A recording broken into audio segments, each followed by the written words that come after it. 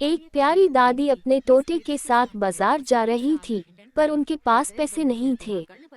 तोते ने एक जादू का आइडिया दिया और दादी ने अपनी टोकरी से चमकते हुए जादू के सामान निकले, जैसे उड़ते फूल, चमकते लैंटर्न और छोटे मैजिकल खिलौने। बाजार के लोग हैरान हो गए और हंसी खुशी उनका जादू देखते रहे और सब लोग दादी को पैसे और खाना देने लगे।